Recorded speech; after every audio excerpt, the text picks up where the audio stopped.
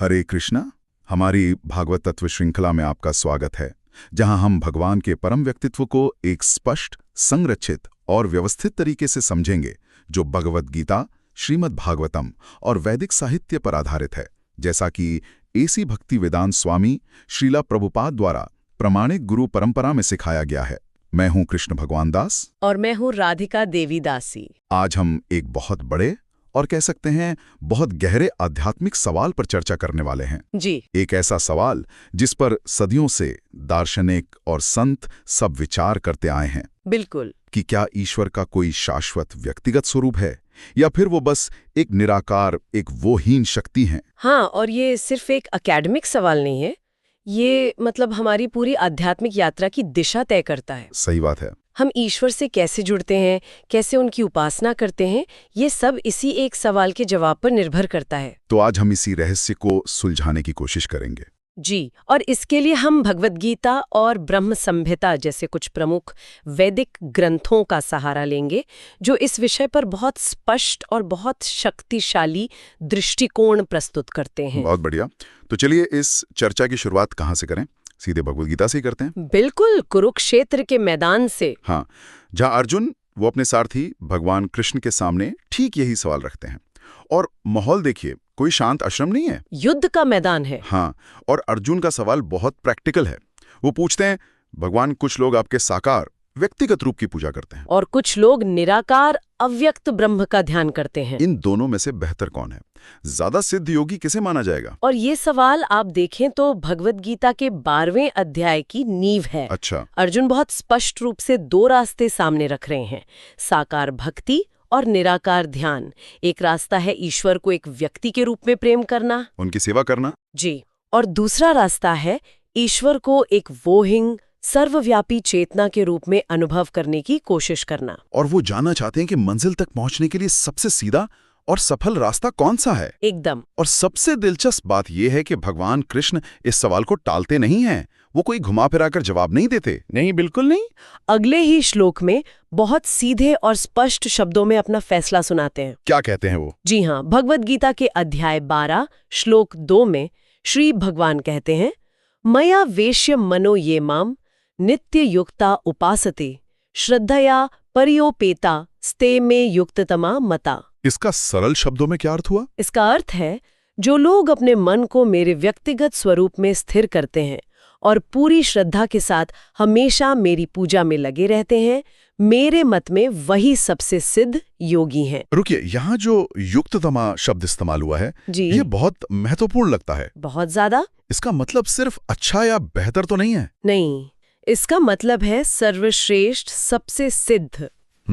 तो कृष्ण ये नहीं कह रहे हैं कि साकार भक्ति एक अच्छा विकल्प है, वो कह रहे हैं कि ये सर्वश्रेष्ठ विकल्प है। हाँ, द बेस्ट। ये तो बहुत ही निर्णायक बयान है। बिल्कुल, वो कोई संदेह नहीं छोड़ रहे हैं। वो सीधे तौर पर अपने व्यक्तिगत स्वरूप की भक्ति को सर्वोच्च स्थान दे रहे हैं। जी। लेकिन फिर सवाल उठता है कि क्यों? निराकार मार्ग में क्या कमी है? हाँ, और कृष्ण इसका भी जवाब देते हैं। अच्छा, तो अगर एक रास्ता सर्वश्रेष्ठ है, तो दूसरे रास्ते में क्या चुनौतियां हैं? क्या कृष्ण इस पर भी कुछ प्रकाश डालते हैं? वो इस पर बहुत विस्तार से बताते हैं। उसी अध्याय के 5वें श्लोक में वो कहते हैं, क्लेशो अधिकतरस तेषाम अव्यक्त आसक्त चेतसाम। क्लेशो अधिकतरस मतलब ज्यादा क्लेश, ज्यादा कष्ट। जी, वो कहते हैं कि जिन लोगों का मन अव्यक्त निराकार ब्रह्म में लगा है, उनके लिए रास्ता बहुत ज्यादा क्लेशदायक यानी कष्टों से भरा है। क्लेशदायक, ये बहुत ही प्रैक्टिकल बात लग रही है। बहुत ज्यादा। वो आगे कहते हैं, अव्यक्ता ही गतिर दुखम देहवद्भिर्वाप्यते। देहवद भी है, यानी हम जैसे लोग जिनके पास शरीर है। हाँ, हमारे लिए किसी ऐसी चीज पर ध्यान लगाना जिसका कोई रूप न हो, कोई गुण न हो, कोई चेहरा न हो, वो स्वाभाविक रूप से बहुत मुश्किल है और दुख देने वाला है। सोचकर देखिए, हमें किसी से भी रिश्ता बनाने के लिए एक व्यक्ति की जरूरत होती है। बिल्कुल। हम हवा से या सिर्फ एक विचार से प्रेम नहीं कर सकते। हमें एक चेहरा, एक व्यक्तित्व चाहिए होता है जिससे हम जुड़ सकें। ये तो बहुत अच्छी मिसाल है। जैसे हम प्रेम के विचार से प्रेम नहीं कर सकते, हम किसी व्यक्ति से प्रेम करते हैं जो प्रेमपूर्ण है। एकदम। तो कृष्ण कह रहे हैं कि आध्यात्मिकता में भी यही सिद्धांत लागू होता है। बिल्कुल, एक साकार रूप हमें प्रेम, सेवा और रिश्ते का एक स्पष्ट केंद्र देता है। जबकि निराकार पर ध्यान लगाना वो मन को शून्य में टिकाने जैसा है, जो लगभग असंभव है। और साकार रूप पर ध्यान लगाना वो मन को प्रेम से भरने जैसा है। इसीलिए कृष्ण कहते हैं कि देहधारी जीवों के लिए निराकार मार्ग स्वाभाविक रूप से कठिन और तकलीफदेह है। ठीक है, तो भगवद गीता ये तो स्थापित कर देती है कि साकार भक्ति का मार्ग श्रेष्ठ और ज्यादा व्यवहारिक है। जी, लेकिन फिर ये सवाल उठता है कि ईश्वर का ये स्वरूप है कैसा? क्या ये हमारे भौतिक शरीर जैसा है जो मतलब बूढ़ा होता है, बीमार पड़ता है और एक दिन खत्म हो जाता है? ये एक बहुत ही महत्वपूर्ण प्रश्न है और इसका उत्तर हमें एक और अद्भुत ग्रंथ ब्रह्म संहिता में मिलता है। ब्रह्म संहिता। जी, ब्रह्म संहिता का 5वां अध्याय भगवान ब्रह्मा द्वारा की गई प्रार्थनाओं का संग्रह है और इसके पहले ही श्लोक में ईश्वर के स्वरूप का एक अद्भुत वर्णन है। क्या वर्णन है? ईश्वरः परमः कृष्ण सच्चिदानंद विग्रह अनादिरादिर गोविंदः सर्व कारण कारणम। इसमें ये जो सच्चिद आनंद विग्रह शब्द है, ये बहुत आकर्षक लगता है। इसका क्या मतलब है? चलिए इसे तोड़कर समझते हैं। विग्रह का अर्थ है रूप या शरीर। ठीक है। लेकिन ये कैसा शरीर है? ये सच्चित आनंद से बना है। सच्चित आनंद? सत का अर्थ है शाश्वत, यानी ऐसा स्वरूप जो कभी नष्ट नहीं होता, जिसका ना कोई आदि है ना अंत। अच्छा। चित का अर्थ है पूर्ण ज्ञान और चेतना से भरा हुआ। और आनंद? आनंद का मतलब है आनंद से परिपूर्ण असीम सुख का सागर। तो ये हमारे शरीर से बिल्कुल अलग है। हमारा शरीर तो असत है, यानी नाशवान है। अचित है, अज्ञान से भरा है। और निरानंद है, मतलब दुखों का घर है। बिल्कुल। तो भगवान का शरीर किसी भौतिक पदार्थ से नहीं, बल्कि आध्यात्मिकता के इन 3 तत्वों शाश्वतता, ज्ञान और आनंद से बना है। ये तो मन को चकरा देने वाला विचार है। बिल्कुल।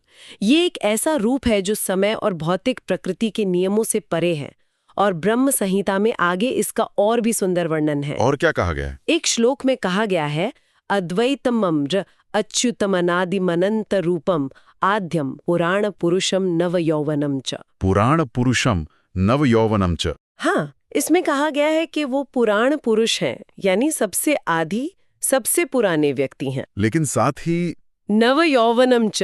वो हमेशा एक नव युवक रहते हैं। ये तो कमाल का विरोधाभास है। सबसे पुराने भी और हमेशा युवा भी। जी, ये हमारे बुद्धिमान बूढ़े बाबा वाली ईश्वर की छवि को पूरी तरह से पलट देता है। इसका मतलब है कि उनका शरीर हमारी तरफ बूढ़ा नहीं होता, उसमें कोई क्षय नहीं होता। जी, उनका स्वरूप शाश्वत, दिव्य और हमेशा ताजगी से भरा रहता है। इन वर्णनों से ये विचार पूरी तरह से खंडित हो जाता है कि भगवान अंततः निराकार हैं। क्योंकि यहाँ तो उनके दिव्य शरीर, उनके रूप और उनके गुणों का इतने विस्तार से वर्णन किया गया है। एकदम। लेकिन यहीं पर भारत की सबसे बड़ी दार्शनिक बहसों में से एक शुरू होती है। हाँ, बिल्कुल। एक बहुत शक्तिशाली विचारधारा है, जैसे कि अद्वैत वेदांत की, जो मानती है कि परम सत्य निराकार ब्रह्म ही है। हाँ, और ये सभी रूप अस्थायी हैं या माया है। जी, तो भगवद गीता इस दृष्टिकोण को कैसे संबोधित करती है? भगवद गीता इस पर बहुत सीधे तौर पर बात करती है। भगवान कृष्ण उन लोगों की मानसिकता की आलोचना करते हैं जो उनके दिव्य स्वरूप को नहीं समझ पाते। अच्छा। अध्याय 9 श्लोक 11 में वो कहते हैं, अवजानन्ति माम मूढ़ा मानुषीन तनुमाश्रितम परम भावम जानन्तो मम भूत महेश्वरम। इसमें वो मूढ़ा शब्द का प्रयोग कर रहे हैं। जी, मूढ़ यानी मूर्ख। ये तो बहुत कठोर शब्द है। बहुत। वो कह रहे हैं कि मूर्ख लोग मेरा उपहास करते हैं जब मैं मनुष्य जैसे रूप में आता हूँ। वे मेरे परम दिव्य स्वभाव को नहीं जानते कि मैं सभी का स्वामी हूँ। तो कृष्ण कह रहे हैं कि जो लोग उनके मनुष्य जैसे दिखने वाले रूप को एक साधारण भौतिक शरीर मान लेते हैं, वे उनकी असलियत को समझ ही नहीं पा रहे हैं। हाँ, और वो इससे भी एक कदम आगे जाते हैं। वो कैसे? अध्याय 7 श्लोक 24 में वो उस विचार को जड़ से ही नकार देते हैं जिसके अनुसार निराकार ब्रह्म बाद में एक साकार रूप धारण करता है। कौन सा विचार? वो कहते हैं, अव्यक्तम व्यक्तिमापन्नम मन्यन्ते माम बुद्धयः परम भावम जानन्तो ममा व्ययम अनुत्तमम। इसका क्या मतलब हुआ?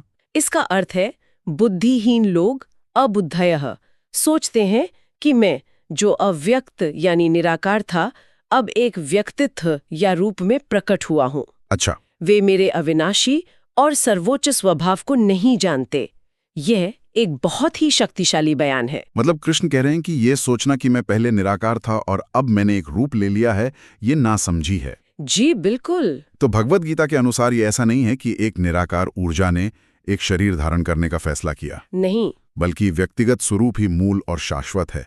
निराकार ब्रह्म उस परम व्यक्तित्व से निकलने वाली एक ज्योति या ऊर्जा हो सकती है, लेकिन वो अंतिम सत्य नहीं है। ये तो प्रचलित धारणा का पूरा उल्टा है। एकदम, ये उस पूरी विचारधारा को चुनौती देता है।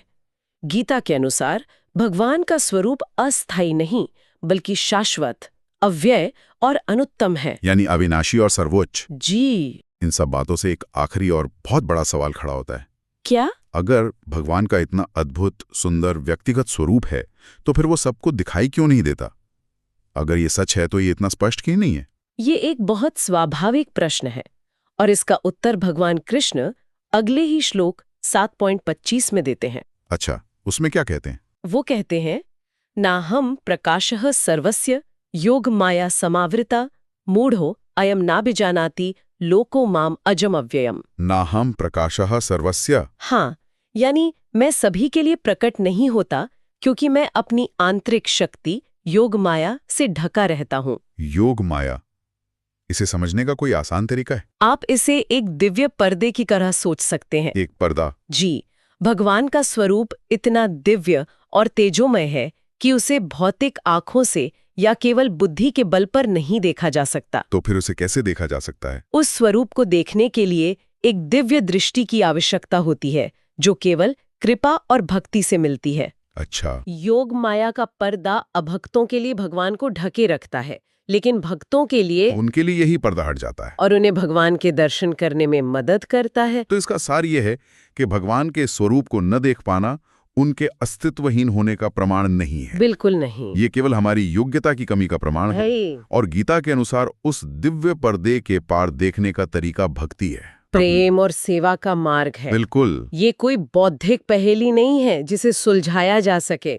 ये एक प्रेम का रहस्य है जिसे अनुभव किया जा सकता है। तो आज की इस पूरी चर्चा को अगर हम समेटें, तो हमने अर्जुन के एक सीधे सवाल से शुरुआत की जी। और वैदिक ग्रंथों की गहराई में उतरकर कुछ बहुत महत्वपूर्ण निष्कर्ष निकाले। हाँ। पहला तो ये कि भगवद गीता बहुत स्पष्ट रूप से साकार भक्ति के मार्ग को निराकार ध्यान से श्रेष्ठ और स्वाभाविक बताती है। दूसरा ये कि ईश्वर का ये स्वरूप हमारी तरह भौतिक नहीं है, बल्कि ये सत चित आनंद से बना एक दिव्य, शाश्वत और आनंदमय शरीर है, जो हमेशा एक नवयुवक की तरह रहता है। तीसरा, गीता इस विचार का भी खंडन करती है कि एक निराकार ब्रह्म बाद में साकार रूप लेता है। इसके बजाय वो स्थापित करती है कि व्यक्तिगत स्वरूप ही मूल और सर्वोच्च है। और अंत में ये स्वरूप सभी को इसलिए दिखाई नहीं देता क्योंकि वो योग माया के एक दिव्य पर्दे से ढका रहता है, जिसे केवल भक्ति और कृपा से ही हटाया जा सकता है। क्या बात है! बहुत सुंदर सारांश है। अंततः वैदिक निष्कर्ष बिल्कुल स्पष्ट है। भगवान निराकार से साकार बनते नहीं हैं, वे शाश्वत रूप से साकार और व्यक्तिगत है। और निराकार ब्रह्म? निराकार ब्रह्म तो उनके दिव्य शरीर से निकलने वाली असीम ज्योति मात्र है। तो एक पंक्ति में कहे तो भगवान एक शून्य या निराकार ऊर्जा नहीं है, वे एक शाश्वत, सचेतन, आनंदमय दिव्य पुरुष हैं, जो साकार और निराकार दोनों के स्रोत हैं। ये कैसा विचार है जिस पर वाकई गहराई से मनन किया जा सकता है। हरे कृष्णा। यदि आपको यह विनम्र सेवा सार्थक लगी तो कृपया इस वीडियो को लाइक करें और अपनी अनुभूतियों को कमेंट्स में साझा करें। कृपया चैनल को सब्सक्राइब करें और इसे अपने मित्रों और परिवार के साथ शेयर करें, ताकि यह दिव्य और अलौकिक ज्ञान और भी कई हृदयों तक पहुंच सके और कई और जीवन को बदल सके। हरे कृष्ण।